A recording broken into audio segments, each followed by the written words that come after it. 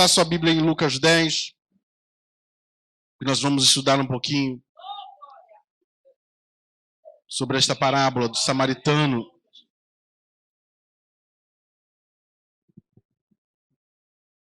A gente vai voltar um pouquinho no versículo 30, diz lá: Jesus prosseguiu, dizendo: certo homem descia de Jerusalém para Jericó e veio a cair em mãos de salteadores, os quais, depois de tudo o quê? Lhe roubarem, lhe causarem muitos ferimentos, retiraram-se, deixando-o semi-morto. A descida de Jerusalém para Jericó tem aproximadamente 27 quilômetros. E nos tempos de Jesus, ela era muito conhecida por conta, era muito mal afamada, né? Por conta dos assaltos que ali aconteciam.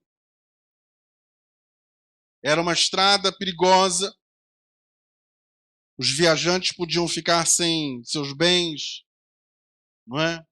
Serem espancados. E Jesus narra essa história, essa parábola, em cima dessa estrada, contando um pouquinho dessa estrada, que nada mais é do que a estrada da vida.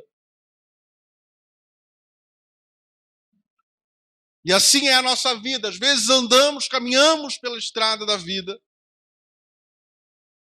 e somos surpreendidos por situações onde muitas vezes podemos ficar sem nada, perder tudo, acabar tudo na mão dos salteadores, na mão dos bandidos, do ladrão. E quem é o ladrão? Vocês já viram em João 10:10? O que diz João 10:10? O ladrão vem somente para fazer o quê? Roubar, matar e mais o quê? Destruir. O ladrão vem somente para roubar, matar e destruir. Esse é o objetivo do inimigo. Na verdade, essa parábola é uma parábola com cunho espiritual. Eu queria que você discernisse isso. Na vida e na caminhada da vida, nós estamos sujeitos, se não tivermos o devido cuidado, se não estivermos diante da mão de Deus, de sermos salteados, do inimigo vir e tirar tudo, e destruir. E quantas pessoas hoje estão ao nosso lado e perderam tudo, como este homem, caído, frustrado, perdeu tudo, o sonho, a vontade de viver. Pessoas que talvez estejam em pé do seu lado, estejam sorrindo para você, mas por dentro é uma morte espiritual, não sonha, não gera mais nada, não multiplica mais nada, mas sabe, anda moribundo, com dores, sangrando, machucado, ferido pelas dores da vida, por tudo, porque os salteadores, esse ladrão que veio roubar, matar e destruir, fez na vida de uma pessoa, ou faz na vida de uma pessoa. E diz a palavra que ele caiu na mão dos salteadores.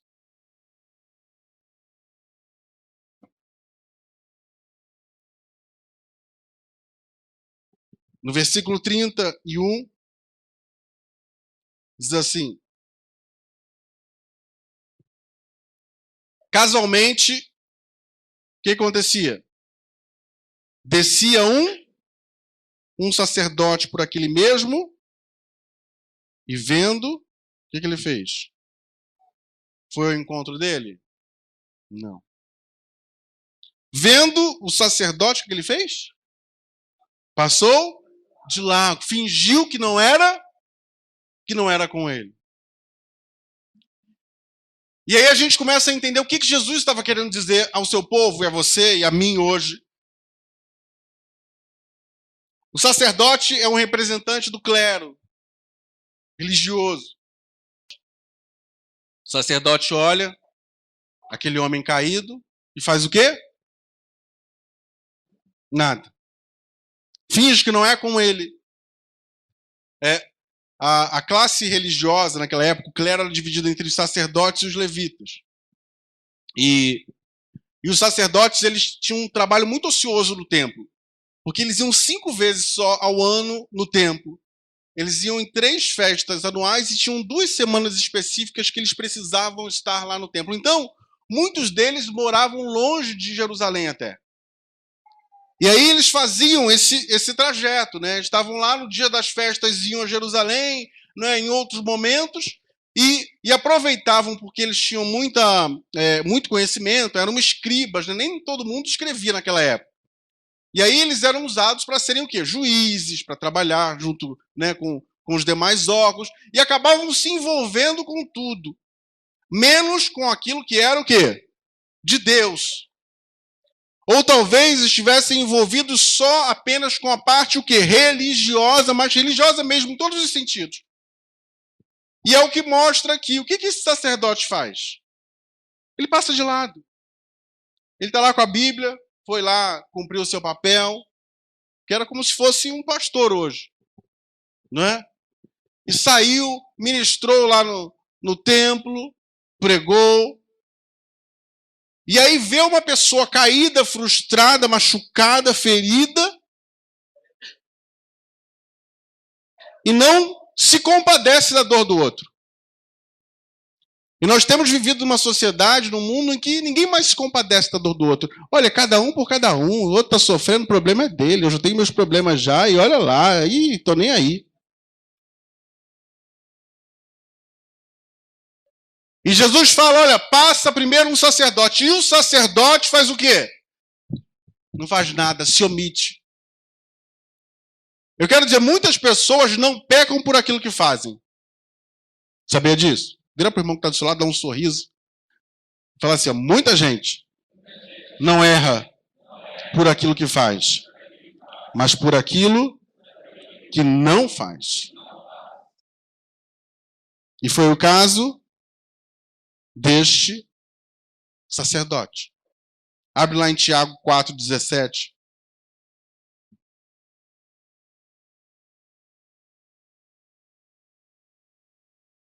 Portanto, amém? Posso?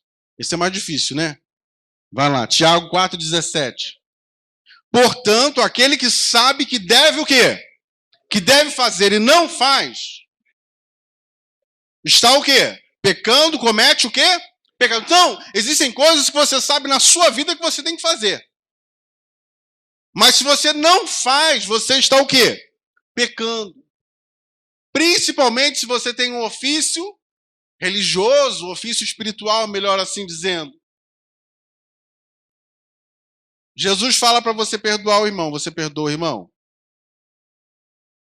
Jesus fala, olha, você tem que amar, você ama. Jesus fala, você tem que se compadecer mais das pessoas e das coisas que estão ao seu lado. Você consegue fazer isso? Se você não faz, você está o quê? Pecando, está sendo que nem esse religioso. Aí você fala assim, pastor Marcos, mas isso aí é para os sacerdotes, são para os pastores, não é? Mas olha só que interessante aqui. Vai no versículo 32, Lucas 10, 32. Semelhantemente, veio logo em seguida quem? Um levita.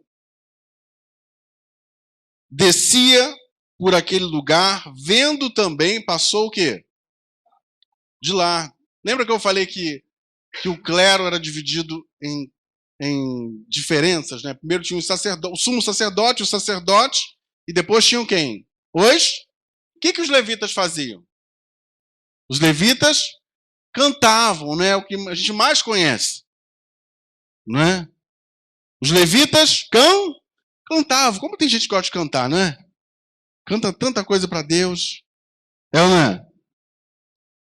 E a classe de levitas eram dividida em 2 grupos. Tinham aqueles que cantavam, mas tinham os levitas que não cantavam também. Que faziam os serviços do templo, né? Os serviços gerais do templo, né? Organizava as cadeiras, né? Recebia as pessoas na porta, entregavam um folheto, amém? Né? Faziam a parte da consolidação, né? Davam o ID. Né? Então, enquanto os sacerdotes se ocupavam, né, da questão do sacrificial, os levitas, uma parte ficava com a parte das canções, das músicas, e a outra o quê? Da parte da manutenção, do cuidado com, né, o templo. E aí passa esse levita, e o que esse levita faz? Como é que o levita passa? O pastor passa com o quê? Como a Bíblia, né?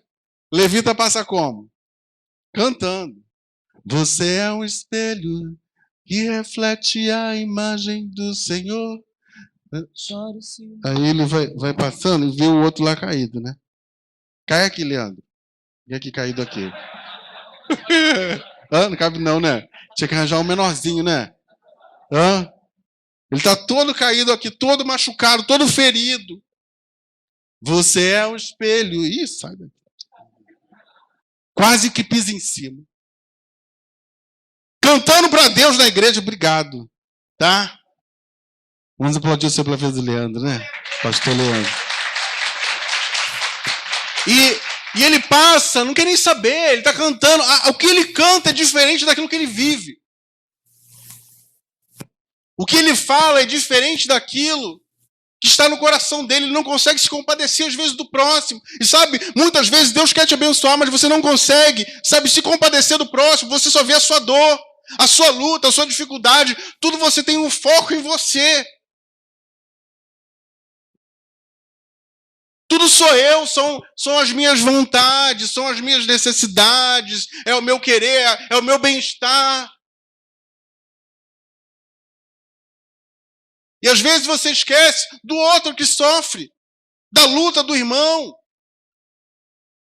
E Deus precisa transformar o seu coração, porque é você abençoando o irmão, é você se compadecendo, você orando, você sentindo amor pelo irmão, que Deus vai te abençoar. E às vezes tem coisas retidas na sua vida, porque você não consegue ver isso e entender isso na sua caminhada. E Jesus fala, primeiro vem o sacerdote, depois vem o levita, o que cantava, ou o que estava lá, trabalhando na igreja. Talvez tenha sido aquele que tenha ficado lá no templo, lá serviu, olha, fez tudo, limpou, arrumou, sabe, cuidou. Mas não queria saber se o irmão estava o quê? Se compadecendo.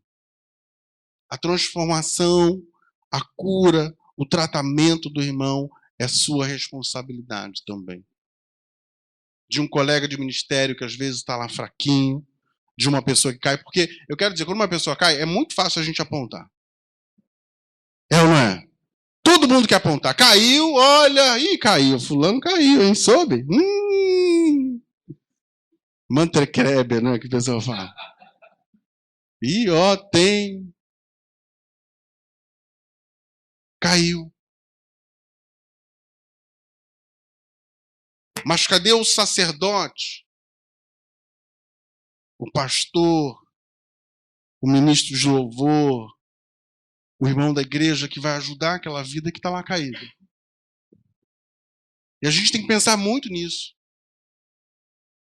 Porque Deus quer abençoar muito a sua vida. E Deus quer que você tenha um chamado maravilhoso, um chamado que vai abençoar multidões, amém? Muitas pessoas se converterão, serão salvas através da sua vida, mas você precisa entender que o foco não é você no reino de Deus. O foco para você ser abençoado é o próximo. Amém? E aí passa o levita. E aí logo em seguida, no versículo 33, certo, o quê? Samaritano. Que seguia o seu caminho, passou-lhe o quê? Perto. Os outros passaram como? Longe, de lá. Ele passou o quê? Perto. Vendo, o que aconteceu? Ele se compadeceu da dor do próximo. Se compadeceu da dor. Se preocupou com o próximo. Se preocupou com o irmão. Sofre, não é? Está sofrendo. E o samaritano tem algo muito interessante, tem a ver muito com a gente, com o nosso chamado, com o seu chamado, com o nosso ministério em si. Porque quando o povo judeu retornou do exílio, né, eles foram exilados na Babilônia, foram tirados da terra prometida e foram para a Babilônia, por quê? O que eles fizeram? O que o povo de Deus fez? O judeu. Eles pecaram, largaram a Deus, não é? Se acharam os tais e foram, né? Veio o inimigo e não adianta, já era. Amém? Estão entendendo?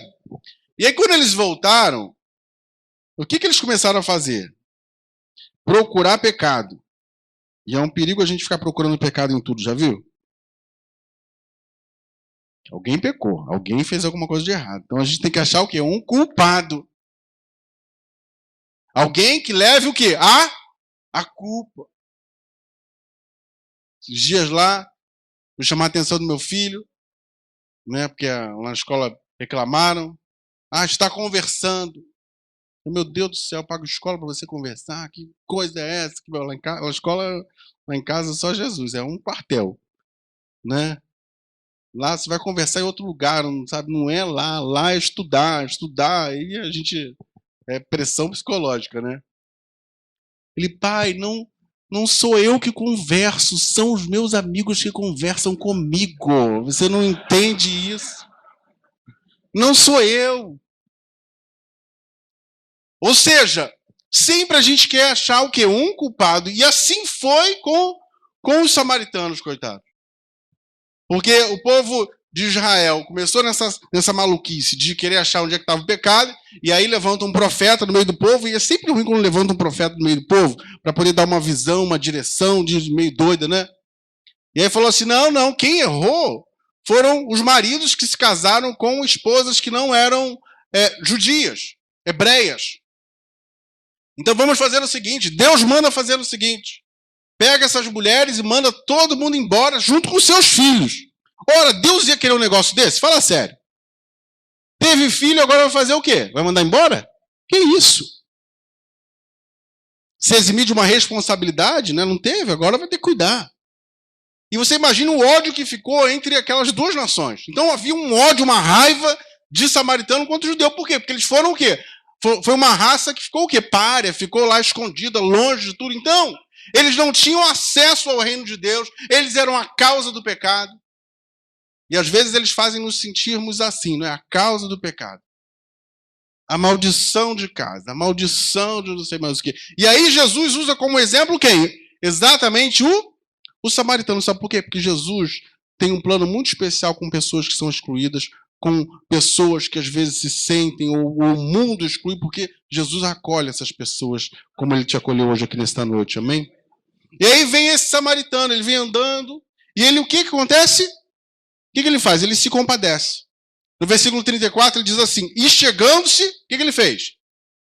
Pensou-lhe os ferimentos. Essa tradução pensou-lhes não está muito boa, né? Tem outra tradução aí?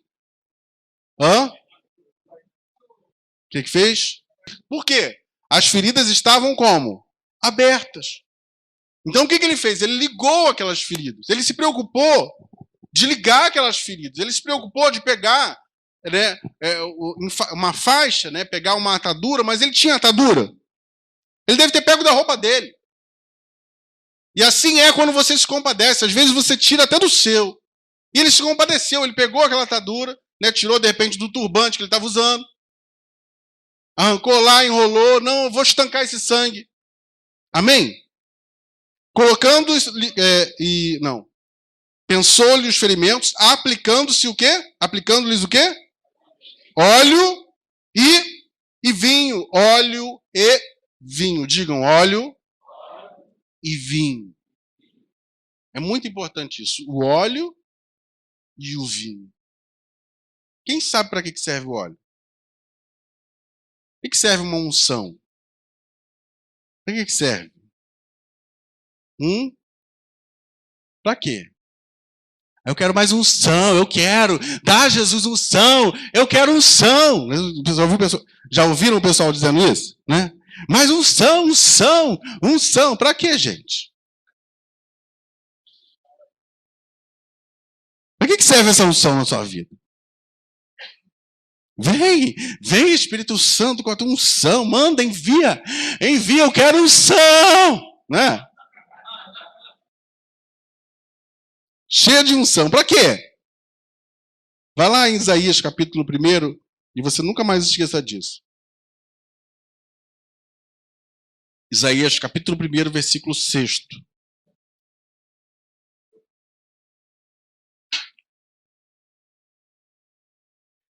Amém? Posso? Isaías capítulo 1, versículo 6. Desde a planta do pé até a cabeça não há nele coisa sã, senão o quê? Feridas, contusões e chagas inflamadas, umas e outras não exprimidas, nem atadas, nem o quê? Amolecidas com o óleo. O que o óleo fazia no ferimento? Amolecia. Fazia o quê? Dava um alívio. Para que serve a unção de Deus na sua vida? O óleo que Deus derrama na sua vida?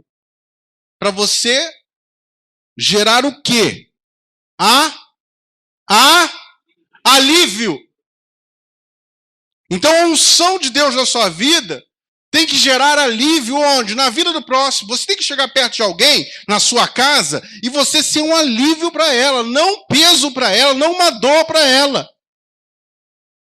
A unção que está sobre a tua vida tem que gerar na pessoa. A pessoa encostou em você. Estou mais aliviado. A minha dor não é mais a mesma. Eu não estou mais da mesma forma. Eu não estou sentindo mais esse peso. Eu cheguei aqui tão pesado. Eu estava sentindo um negócio no meu coração, uma angústia. Parecia que meu coração estava sangrando. Mas agora eu estou como? Aliviado. Digam, aliviado.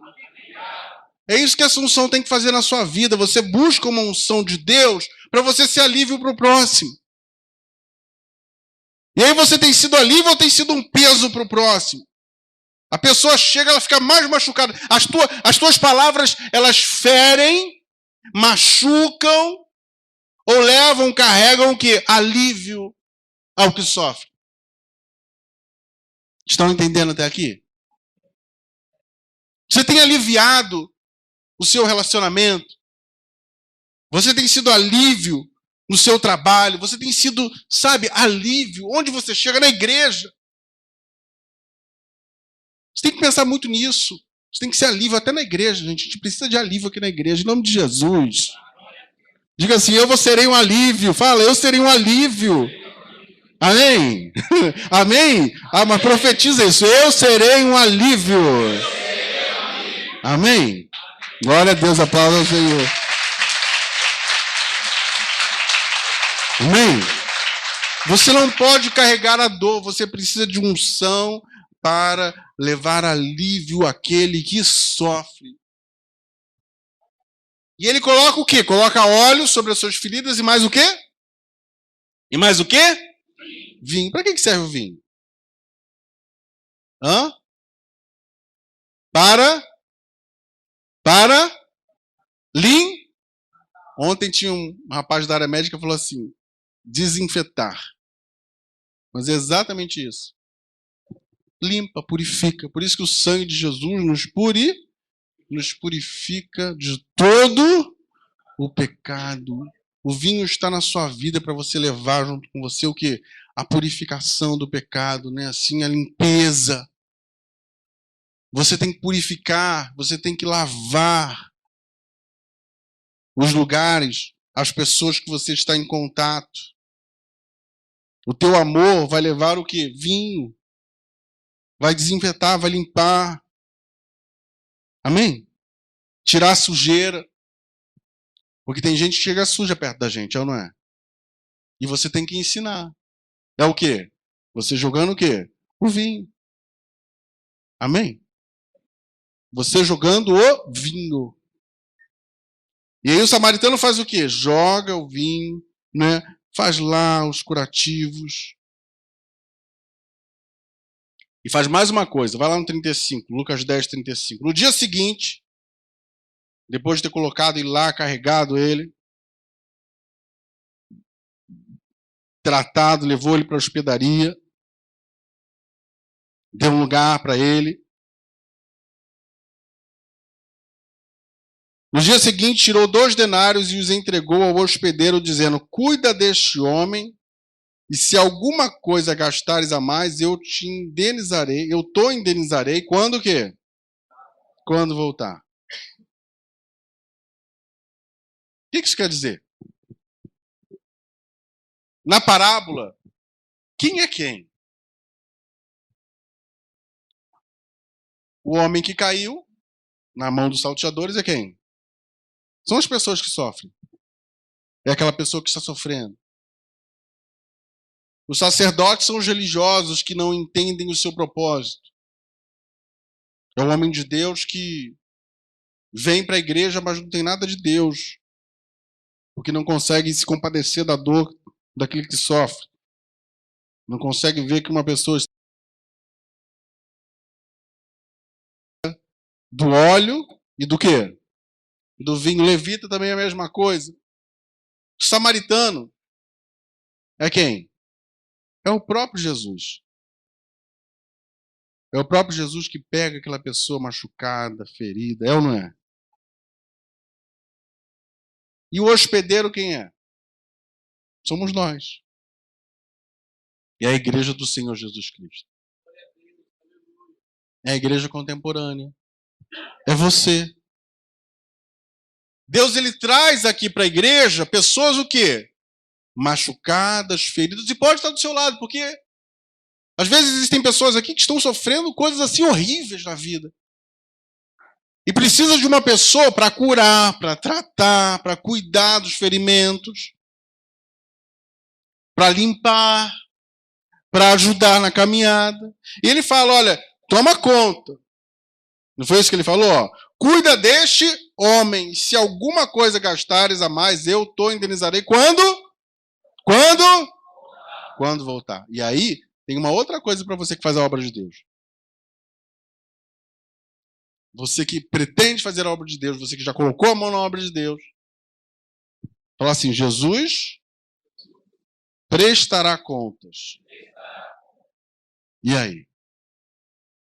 Como é que você vai saber ou vai fazer com aquilo que você tem recebido de Deus? Lá em Mateus 25, 31, ele fala sobre a volta de Jesus, não é? Mateus 25, 31. Quando vier o Filho do Homem na sua majestade, todos os anjos com ele, então se assentará no trono da sua glória. Mateus 25, 32. E todas as nações serão reunidas em sua presença, e ele separará uns dos outros, como o pastor separa os cabritos, o quê? Os cabritos das ovelhas. Quem você tem escolhido ser, cabrito ou ovelha? Na Palestina, naquela época, os cabritos, eu acho que até hoje deve ser assim, e as ovelhas, eles passeam, né? Eles pastam juntos. Mas chega o momento da noite, porque no deserto, o que acontece durante o dia? Durante o dia fica muito, e à noite muito frio. Então, as ovelhas e os cabritos, eles não dormem no mesmo lugar. Por quê? A ovelha tem muito pelo, né? Consegue enfrentar o frio e pode ficar o quê? No tempo. Ela precisa, na verdade, daquele frescor. É bom para ela. Então elas ficam, elas dormem, né? Podem dormir lá no cercadinho, bonitinho. Mas os bodes tem que ficar onde? Dentro das cavernas, né? Assim, nos lugares assim, ao abrigo. E olha só no versículo 33. E porá a sua direita, e porá as ovelhas à sua direita e os cabritos onde? À esquerda. Lembra que Jesus falou para Pedro, depois dele ter morrido, né? Pedro lá desesperado, o que eu faço da minha vida? Pescou a noite toda, voltou lá pro passado dele. Às vezes a gente quer voltar pro passado, né? É ou não é? A gente não quer voltar pro passado? A primeira decepção, a gente quer voltar pro passado. Eu era tão feliz com ele, eu vou lá me humilhar para ele de novo, né? Para ela de novo. Quer voltar lá para trás. Coisa que já passou, não tem mais volta. Pedro fez a mesma coisa, pescou a noite toda e mais uma vez estava sem nada na rede. É ruim isso, né? Você jogar, e o que acontece? Não tem nada. Aí o que Jesus falou para ele? Pedro, joga aonde? A sua direita. Fala, joga a sua direita. A rede. Por quê? Porque a direita é o lugar de ovelha. Diga assim, direita é o lugar de ovelha. É o lugar da obediência. É o lugar de compaixão pelo próximo. É o lugar de amor. É um lugar de cuidado. É um lugar de querer servir. Você está aqui para servir ou para ser servido? Você quer de Deus, quer fazer para Deus ou fazer para você? Amém? Ele falava, Pedro, joga do lado direito, porque quando ele jogou, veio o quê? 153 grandes peixes.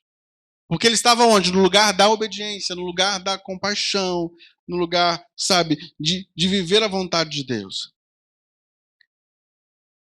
E aí no 34 diz, né? Então dirá o rei aos que estiverem à sua direita, vinde benditos do meu Pai e entrai na posse do reino que vos está preparado desde a fundação do mundo. Porque tive o quê? Fome e me destes comer. Tive o quê? Sede e me destes de beber. Era forasteiro e me destes o quê? E me hospedastes. Estava o quê? Nu e me vestistes, enfermo e me fizestes e me visitastes. Preso e fostes o quê? Ver. Ele está falando de obra social, não é obra social. É da sua vida, ou você escolher fazer a sua vida. E hoje eu falo primeiro a você que tem se posicionado a fazer a obra de Deus. Você tem que ser alimento para aquele que sente fome. As pessoas precisam chegar aqui na igreja e através do alimento que você tem fornecido, elas saírem daqui, sabe, alimentadas, cheias da presença de Deus, cheias do pão de Deus. Matar a sede desse que está aí sedento. Mas o quê? Dar abrigo, cuidado, vestir, não é estar nu. Quando uma pessoa está nu diante de Deus? Quando ela o quê? Quando ela peca. Ensinar o quê? O caminho da santidade, da verdade. Não é apontando o dedo, você é um pecador, não é, vai para o inferno. É assim? Não, falei, meu filho, errou, vamos caminhar de novo. A contemporânea é um lugar de muitas chances, amém? Vamos embora, caminha, caiu, levanta, vamos lá. Vamos tentar novamente, vamos insistir mais uma vez. Quando você faz isso, você está colocando o quê? Roupa. Amém? Ajudando aquela vida. Ah, mas ela não quer. Como é que você sabe que ela não quer, não é? Eu sei que tem gente que não quer, mas Judas estava com Jesus até o último instante, o último momento. Estava ou não estava? E aí, Jesus não deixou lá? Por quê? Ele queria que você aprendesse que você tem que insistir em vidas. Porque às vezes a gente se decepciona na obra de Deus com pessoas e a gente acha que todo mundo vai fazer a mesma coisa, que as igrejas são todas iguais. Não é, e não vai ser igual, em nome de Jesus. Aqui não vai ser igual, amém? Diga assim, aqui não vai ser igual, em nome de Jesus, aqui não vai ser igual. Estamos chegando a um tempo de servir, de amar, de, sabe, de viver para o próximo. E talvez você tenha chegado aqui como aquele homem caído, que caiu nas mãos dos salteadores. Está machucado na margem, à beira do caminho, sofrido sem sonhos. Lutou tanto na vida para poder sofrer tanto, cair nas mãos, né? Conquistou, lutou para de repente vir o ladrão e fazer o quê? Acabar com tudo. Talvez você tenha chegado aqui, mas eu não sei se você observou esse mês de março. Duas coisas nós tínhamos no altar. Uma coisa a gente sempre tinha, que a gente sempre tinha no altar? Não. O óleo sempre teve. Sempre teve ou não teve? Mas vocês viram uma coisa diferente esse mês? O vinho. E sem querer a gente fez esse ato profético, né? Deus tinha me dado tinha falado comigo algo profundo. E eu, no início do mês, eu falei, vinho em todas as igrejas. A gente vai fazer um ato com os diáconos, com os obreiros, a gente vai estar ungindo eles com o vinho. Ungindo não, né? Passando neles, né? No sentido de estar aí limpando. E aí, nessa semana, eu recebo esse vídeo que vocês viram aí. E eu entendi tudo. O milagre que vai acontecer hoje é você que chegou aqui caído, você vai se levantar em nome de Jesus. Porque o bom samaritano, o Senhor Jesus, hoje está aqui neste lugar e Ele vai colocar óleo e vinho em tuas feridas. O milagre maior que vai acontecer na sua vida vai ser esse. Você vai ser sarado hoje em nome de Jesus. Você vai ser restaurado da sua dor, da tua enfermidade na alma, de coisas que às vezes aconteceram lá atrás, que você ficou machucado, ferido, caído. Ah, pastor, aquilo me deu uma queda, eu caí, eu afundei. E depois daquele dia eu nunca mais fui o mesmo, eu nunca mais levantei. Ah, pastor, como eu tenho tentado ir, caminhar, ser com Jesus, mas não consigo. Mas a partir de hoje você vai caminhar em nome de Jesus. Hoje o milagre que você vai receber é a tua vida com Deus, é a tua caminhada com Deus agora. Você vai nos braços do samaritano agora. Ele vai te colocar em lugares altos, em lugares de restituição, em lugares onde você não vai ter mais essa dor dentro de você. E é muito difícil a gente caminhar com dor, não é? Quem já quebrou um pé, um dedinho aqui? Um dedinho que seja. Tenta caminhar, sabe, sem nada. É difícil ou não é? Sangrando, alguém consegue ir longe sangrando, machucado? Como é que você vai ter sua oração? Todo cheio de trauma. O diabo foi, acabou com tudo. Ele fala todo dia para você, você nunca vai ser feliz no namoro, mas em nome de Jesus você vai ser feliz no relacionamento, você vai ter uma vida afetiva abençoada, você vai ter um casamento, uma família feliz, bonita, que todo mundo vai ver e glorificar o nome de Jesus através da sua vida, você vai ver isso. Como é que você vai caminhar bem se você está ferido? Você primeiro precisa receber o quê? O óleo e o quê? E o vinho.